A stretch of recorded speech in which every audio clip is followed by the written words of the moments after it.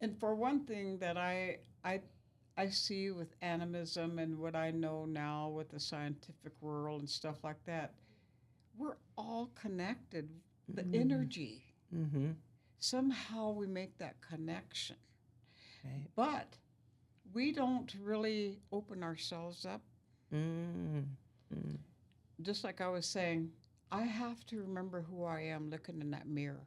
Right. Right. And so my dad used to say, when you walk and you're amongst people, you wear many masks. Mm. Iteha. Iteha glishloka. Take your mask off and show who you really are. Because we can walk out there, but you know what? There was a time I had many masks just because of my environment. Oh, protection or Yeah. And it was just yeah. like I used to tell people, I'm just like a chameleon. You know? I said I could be traditional, I could be assimilated, I could be acculturated because all part of it is I know how to function. Mm-hmm. Mm-hmm. And so one thing that I always say is to people, look inward and find yourself. Just like we're saying, some of us are so lost that we have to try everything. Right. Right. And just basically, true. like I say, is instant results. In today's society right now, they don't understand. They don't understand that it's basically me, instead of we. You know, people that you pass, you're amongst, you could feel that vibe, you know? And that was one of the things that they always used to tell us. When you're amongst people, you kind of get that vibe, smudge yourself, cleanse yourself, you know?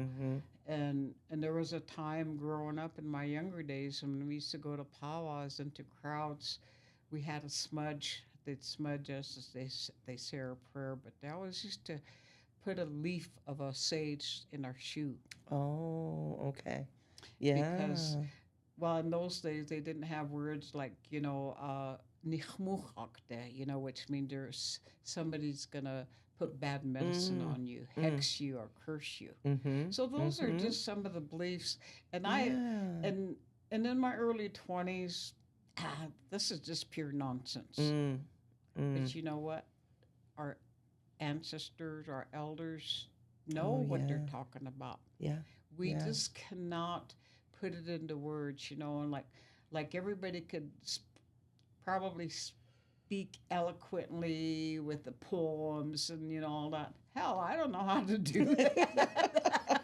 But you're telling the truth, and the being authentic is I think it's a lost art. It really is that lost, and I think you being you gives permission to younger people and to other people to just be like, yeah, those are good life lessons, because I think so many people think that praying is you're saying something or you're asking for something. And a lot of times I think praying is just listening, because you'll get that guidance or that, and that I don't think the ancestors are as far as we think that they are, or in spaces, and that being able to at least be humble and listen, it's guided me well every step of my life. Well, it's my daughter used to say, "Mom, I hate the word prayer Mm. because that's so connected to religion." Mm-hmm. Mm-hmm. She said, "When you talk about prayer," she said, "I'm ascending my voice out in the universe." Oh, I love that. Oh, we have to use that all the time now. Oh, I love that. That is so Yeah. true. But Yeah. speaking about that, every person that you come into contact, you learn something or you teach them something, and we don't really realize it. Right. Right. And I sit and I process a lot. what did what Mm. did I get from this person? You know, when I was around, oh God, they had a gift of laughter, or Mm. this person brought me this. Mhm. But I sit there and think that way, and maybe I'm a deep thinker, or it's pure nonsense. But geez, I do a lot of thinking. But I just realized going through grief, I was asked to Mm. do a workshop. Well, not a workshop. I was asked to speak Washigla, which is Mm. grief. And my husband died, and I had questions. That was like 13 years ago. But whatever happened with my daughter's death, God, it just opened up so much that I needed to know about grief and Mm. with death in life. And so many times I'm sitting there beating, I'm sitting in prayer and I'm asking myself questions in my mind. And all of a sudden, oh, now I understand because with my daughter, I learned, like I said, she showed me that I suppressed my Mm. childhood. Mm. Mom, she said, and she told me, she said, I wish I was as strong as you. Nobody ever told me I Mm. was strong Right. except for her. And I said, I'm not Yeah. strong. I'm only doing what I need to do as a mother and a Oh. grandma. And she said, Mom, she Yeah. said, if I was only half as strong as you with all the things that you have gone through, she said, Mhm. I'd be a woman. Oh, But she said, Mom, she yeah. said, remind yourself, she said, when you get weak, go outside, look at the mountains. Mm. She said, that's how strong you are. Yes. Yes. Chokes me up. Yes. But Oh. But she was telling you the truth. And sometimes that's the best gift that your kids can give you is by almost being that real life mirror for you to look at and for them to look back at you and be like, Mom, you have to play more. You have to be a child. You deserve that joy in life. yeah. That, what a gift. Well, we Yeah. we had so much fun. I kind of lost my daughter after she got married.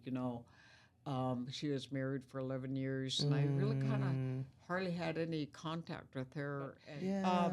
The last 8 years of her life with me, oh, we had so much fun. We had Wow. our road trips, Mm, and we really got to talk about in-depth stuff. yeah. Me telling her because I was Wow. going to groom her, Mm-hmm. told her what I went through, told her my life story of not being a good mother at times, warehousing my kids because Mm, we didn't get that nurture, and I'm sorry right. I didn't nurture you, because Mm-hmm. that was one of the things that she had some resentment Sure. is, Sure. Mom, you weren't around when I needed you, Mm-hmm. and I didn't think about that. And I Yeah. teach young parents about that too. Is just basically, even if it's half-hour quality Right. time, give your time to your child. Yeah, they'll remember it. Yeah, They feel it. They feel it and they remember that. Their body exactly. remembers that. And Yeah. that's why I think we have a lot of dysfunctional families now because communication's not there, the guidance is not there. To make people understand we lived it, we experienced it, we're trying to prevent. Mm-hmm. Mm-hmm.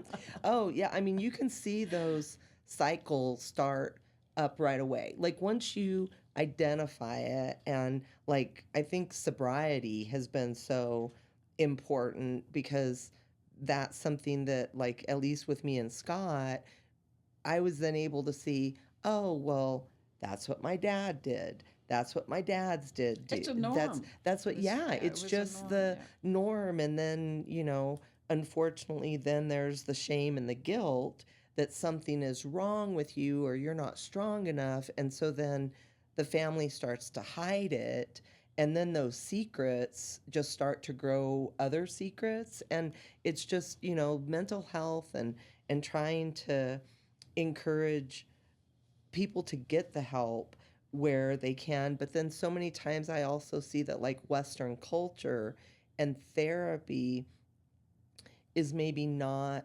always the complete healing that people want and need. And I think Hmm. that's why it's so important that everybody has some culture or some background that hopefully they could research or go to find that place Mm-hmm. of like solitude and silence, and just knowing that even though we don't feel like we've got it, somebody else has got it for us. Because I think of like suicide and addiction, that people hear those, they hear their ancestors talking to them.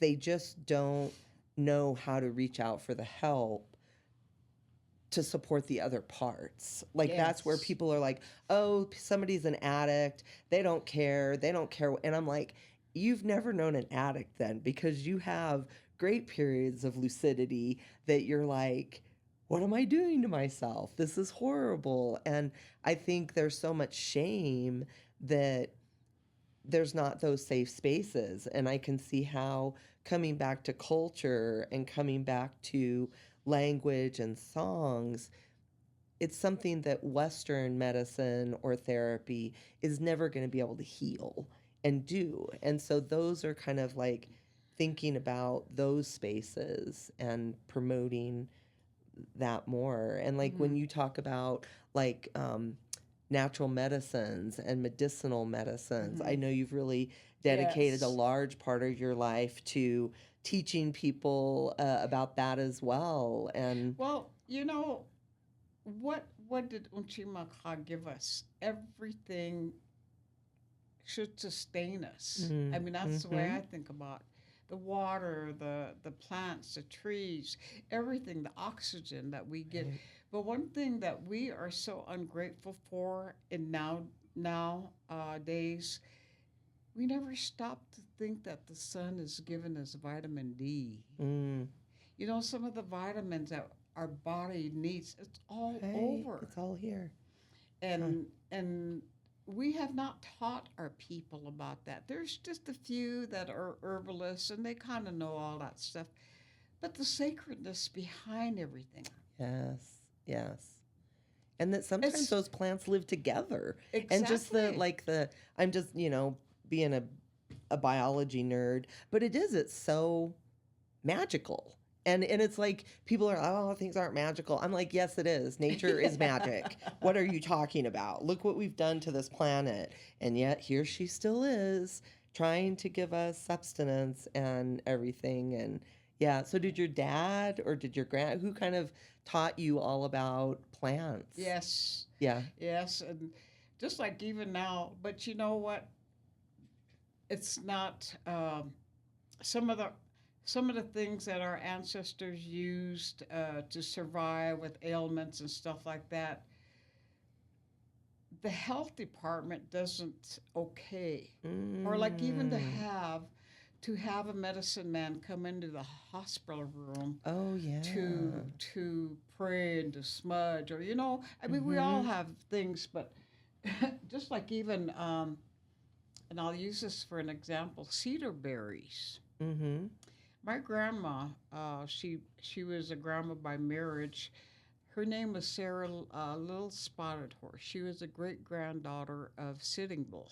Okay. Oh, did I get a wealth of information of Oh. how people lived.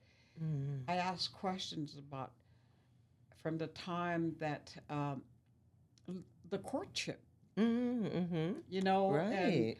how did people pick their spouses? Because Yeah. I heard my mom say she had an arranged marriage, and I Mhm. really didn't know what happened. You Mm. know, so there was some of the questions, but through the womanhood ceremony too, they talk about all that, but yet at the same time, see, they were kind of teetering on the fence posts of modern day life Mm. and a traditional life too. Mhm. So it was kind of like haphazardly explained. Mm. But I remember my grandma. She said there was four steps into a relationship that she said the village. She said because Mm. they all lived in a Right. collective group. She was telling me. She said, so I said, we had some great discussions because she said, she said, Takoja, she said, my last name was Spotted Horse. And Mm-hmm. then she said, I married your grandpa and I became Little Spotted Horse.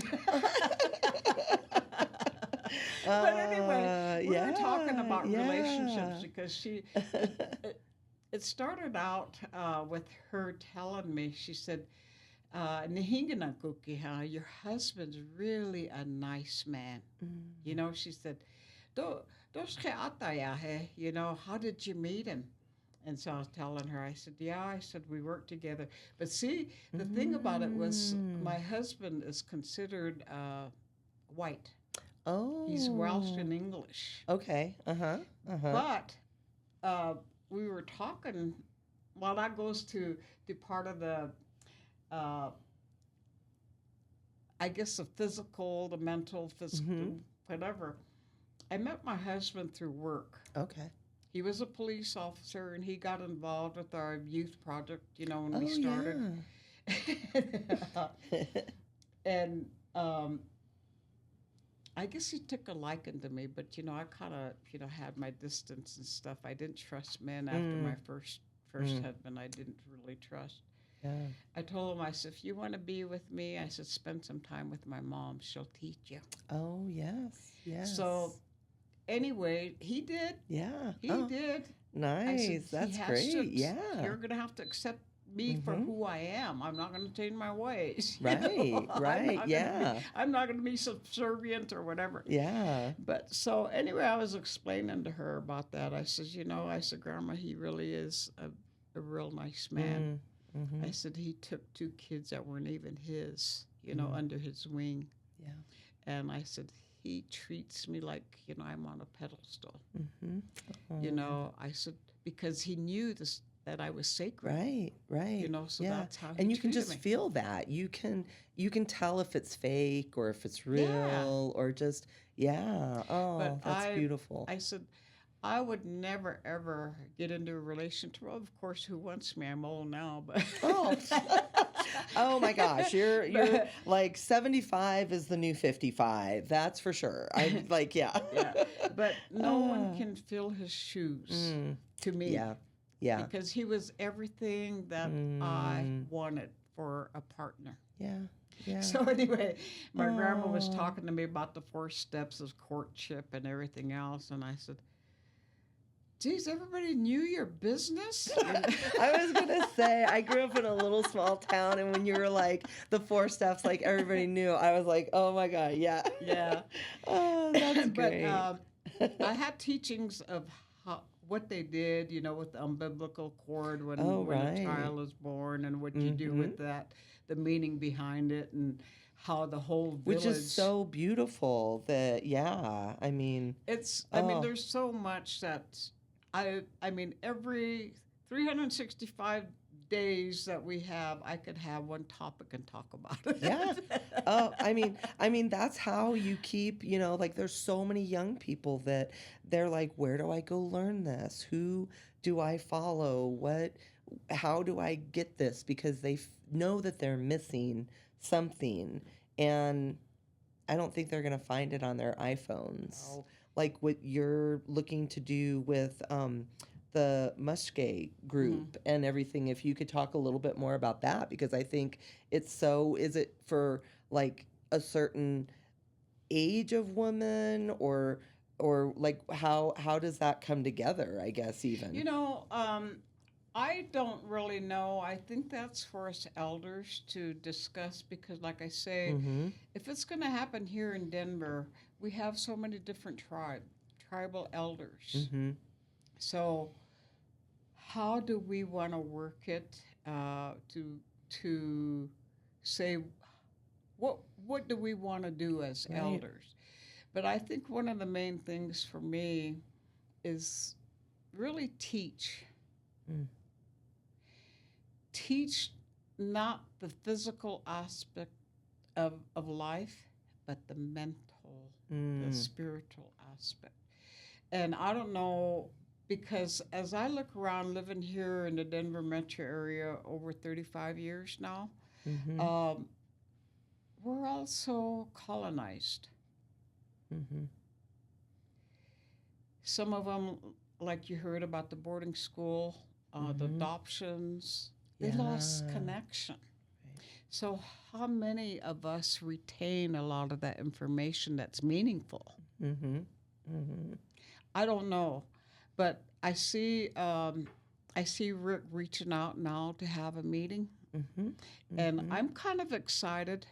And the only reason why I I want to go forward all the time quickly Yeah. because my Yeah. time is limited. Mm. Time is of an essence for me to share a lot of what I know, you Mm-hmm. know.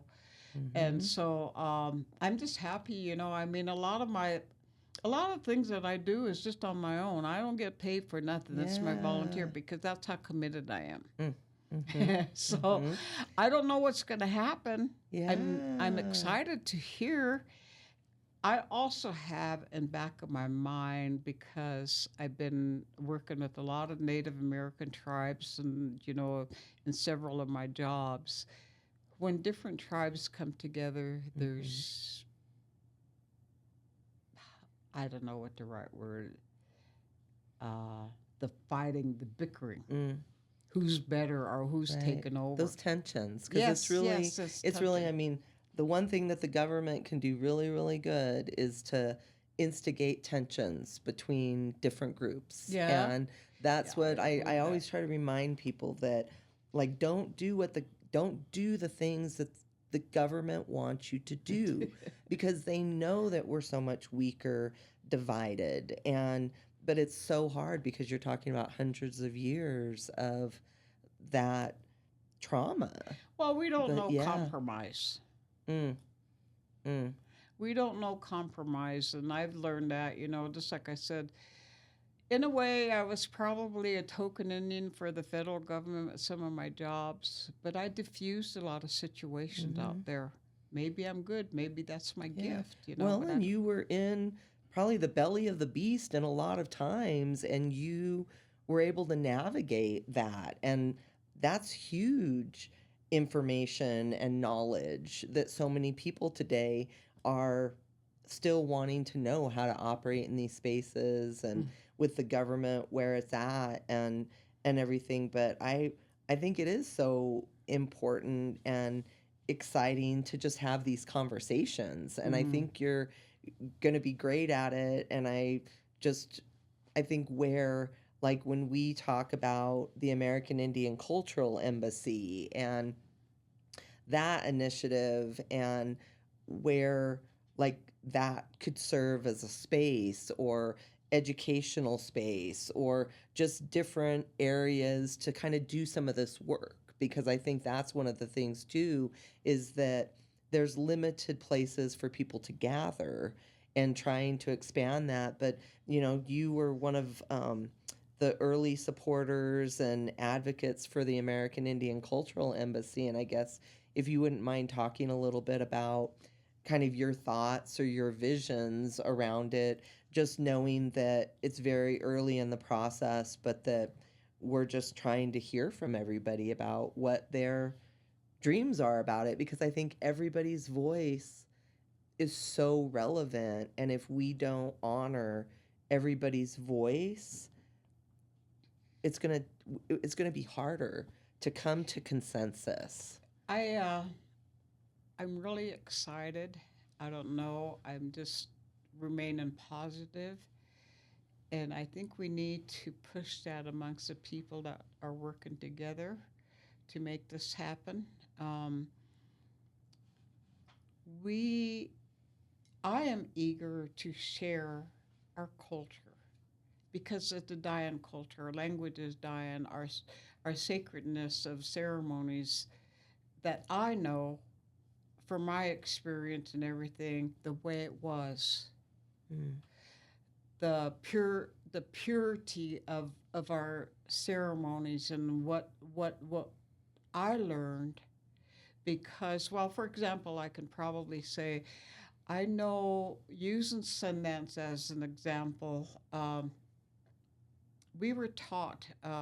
My dad was, just like I said, he he knew the sacred songs, and so he was called by these medicine men. But the one he worked with a lot was Frank Fullscrow. Mm. And those two spent days, months, even years before somebody was going to Sundance. They made Mm. sure they knew what they were doing, that they were going to follow, because they said walking that Chankuluta, which is a red road, Mm. is so difficult. Mm-hmm. So they wanted to make sure, there was there was one saying that I really liked at Fullscrow about being a hollow bone. Did you ever hear that? No, no. Okay. Um, what he used to say is, you can't, you have to be a hollow bone because you're going to be absorbent everything, Mm. all the challenges in your life. Okay. And people that are going to not like you, jealousy, Mm. envy, and, all that stuff. That's where smudging comes in, the purification, the inipi, is you got Mm. to clear all that out to keep yourself Mhm. empty Mm. and let just the ray of sunshine, the good positives come. But yeah, those are just Right. some of the things that I learned. And now as I look, I remember all the wise words, maybe, I was kind of like how would you say, I was, I heard a lot of discussions amongst men long time ago because when they had their inipis, they would talk. And and because I was there as a doorkeeper, I heard a Right. lot, Right. playing around the fire and Yeah. stuff. But we traveled quite a bit with Fullscrow because he was wanted in different places. We went up to Canada, met a lot of Mm. different medicine men that had different special powers. Mhm. But they would ask for my dad to go, and that's where we went. So Mhm. on our car trips, God, we had Mhm. lots of good Oh, I teachings. bet. I Yes. bet. And Yeah. and even though if I didn't want to listen to it, I had no choice because I was stuck in a car. Right. You're either going to look out the window and look for Yeah. animals or listen to the stories, huh? Yeah. But Oh. I take into consideration a lot of the wisdom that I heard from elders, Mm. their thought process. Uh, Mm. just even going back, like even my grandpa George Dull Knife. Here I am in this part of time writing a book about my family history, and I'm not going to publish a book, but it's a book or information that I could leave behind for my children and grandchildren, Right. because Yeah. some of my grandchildren don't look native. Mm. So Mhm. I want them to know you do have native Right. Right. lineage. So Mhm. I've been doing my research, and I got stuck with my grandfather George Dull Knife because I heard, like I said, he was one of the um, well, at that time they call them Indian lawmen, for the Mm. reservation, Mhm. and he also traveled with Wild Buffalo Bill. Mhm. And so that's where I wanted to know, because everything that I could talk about, Right. I have no concrete evidence because we had a Mm. flood in Rapid City in 72. Oh, Everything we had yeah. went. Oh my So goodness. I am doing a lot of research just to provide concrete evidence Mm. of our family. We have a rich Right. history. Oh my You goodness. know, Yes. um, Yeah. my great grandfather being a chief, by my grandpa traveling with Wild Buffalo Bill, being a lawman, being one of the first tribal council members, my Mm. uncle being a code talker. Mm. I didn't really realize, because when you heard code talkers, there was only Navajos. Right. Right. Never Yeah. did I really realize Hmm. that there was native Choctaws, Lakotas, and stuff. Yeah. Um, it's been 19 years ago. We finally got a medal, Code Talkers Oh. medal, Wow.